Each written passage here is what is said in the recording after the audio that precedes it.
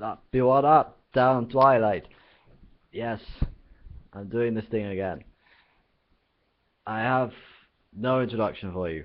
Screw you, you don't deserve one. I'm just going to go right in and start this damn thing. Let's find out what happens, shall we? Chapter 9. A computer chattered to itself in alarm as it noticed an airlock open and close itself for no apparent reason. This is because reason was in fact out to lunch. A hole had just appeared in the galaxy. It was exactly a nothing of a second long, a nothing of an inch wide, and quite a lot of millions of light years from end to end.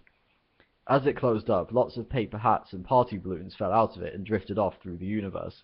A team of 7 3-foot-high market analysts fell out of it and died, partly of asphyxiation, partly of surprise. 239,000 lightly fried eggs fell out of it too, materializing in a large wobbly heap on the famine-struck land of Pogril in the Pansel system. The whole Pogril tribe had died out from famine except for one last man who died of cholesterol poisoning some weeks later. The nothing of a second for which the whole existed reverberated backwards and forwards through time in a most improbable fashion. Let me just stop now and point out that I say I hate the word improbable. I find it really hard to say, and it comes up a hell of a lot in this story, so yeah, just fair warning about that. Okay, continuing.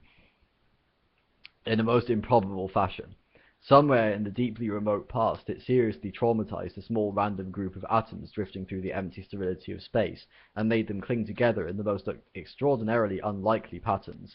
These patterns quickly learnt to copy themselves. This was part of what was so extraordinary about the patterns, and went on to cause massive trouble on every planet they drifted onto. That was how life began in the universe. 5 wild event maelstroms swirled in vicious storms of unreason and spewed up a pavement. On the pavement lay Ford Prefect and Arthur Dent, gulping like half-spent fish. "There you are," gasped Ford, scrabbling for a finger hold on the pavement as it raced through the third reach of the unknown. "I told you I'd think of something." "Oh, sure," said Arthur, "sure." "Brilliant, bright idea of mine," said Ford. "To find a passing spaceship and get rescued by it." The real universe arched sickeningly away beneath them. Various pretend ones flitted silently by like mountain goats. Primal light exploded, splattering space-time as with gobbets of junket. Time blossomed, matter shrank away. The highest prime number coalesced quietly in a corner and hid itself away forever. "Oh, come off it," said Arthur. "The chances against it are astronomical." "Don't knock it, it worked," said Ford. "What sort of ship are we in?" asked Arthur as the pit of eternity yawned beneath them. "I don't know," said Ford. "I haven't opened my eyes yet." "No, nor have I," said Arthur. The universe jumped, froze, quivered, and splayed out in several unexpected directions. Arthur and Ford opened their eyes and looked about in considerable surprise. "Good God," said Arthur. "It looks just like the seafront at Southend." I'm relieved to hear you say that," said Ford. "Why?" "Because I thought I must be going mad." "Perhaps you are. Perhaps you only thought I said it." Ford thought about this. "Well, did you say it or didn't you?" he asked. "I think so," said Arthur. "Well, perhaps we're both going mad."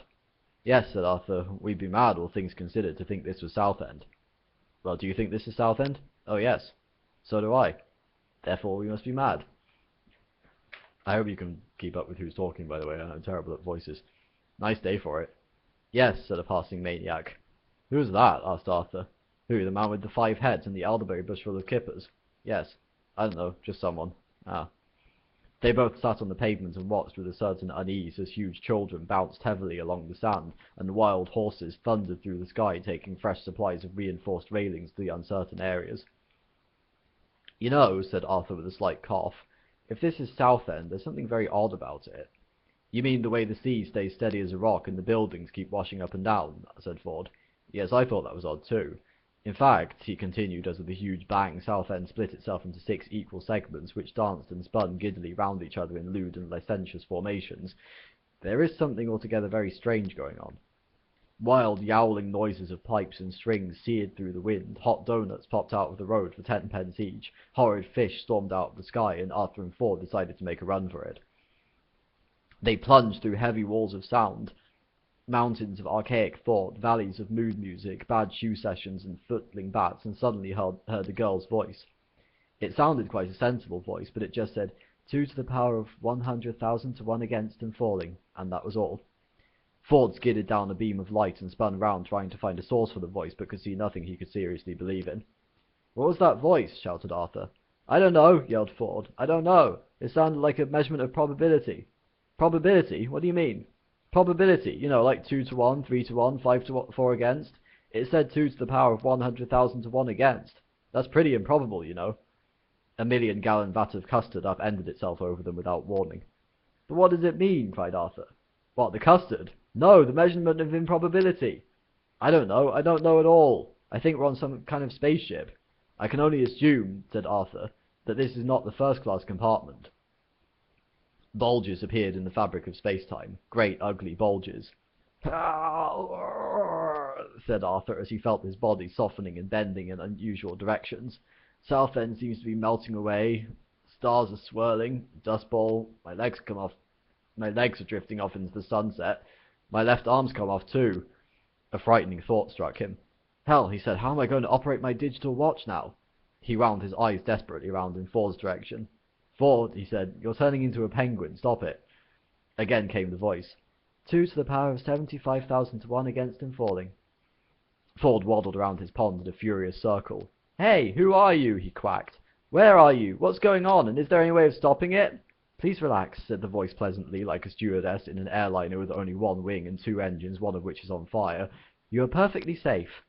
"But that's not the point," raged Ford. "The point is that I am now a perfectly safe penguin, and my colleague here is rapidly running out of limbs." "It's all right, I've got them back now," said Arthur. 2 to the power of 50,000 to 1 against him falling," said the voice. "Admittedly," said Arthur, "they're longer than I usually like them, but—" "Isn't there anything," squawked Ford in avian fury, "you feel you ought to be telling us?" The voice cleared its throat. A giant petit four lolloped off into the distance.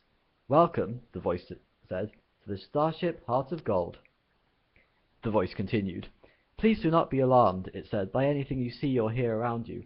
You are bound to feel some initial ill effects as you have been rescued from certain death at an improbability level of 2 to the power of 276,000 to 1 against, possibly much higher. We are now cruising at a level of 2 to the power of 25,000 to 1 against and falling, and we will be restoring normality just as soon as we are sure what is normal anyway. Thank you, 2 to the power of 20,000 to 1 against and falling." The voice cut out. Ford and Arthur were in a small luminous pink cubicle. Ford was wildly excited. "Arthur," he said, "this is fantastic! We've been picked up by a ship powered by the infinite improbability drive. This is incredible! I heard rumors about it before. They were all officially denied, but they must have done it. They built the improbability drive. Arthur, this is—" "Arthur, what's happening?" Arthur had jammed himself against the door to the cubicle, trying to hold it closed, but it was ill-fitting.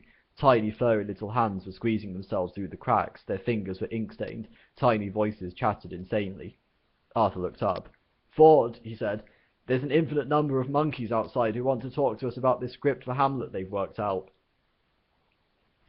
And we will join Arthur, Ford, and the monkeys tomorrow. Until then, I'm out of here. Peace out. See ya." That goes your alha.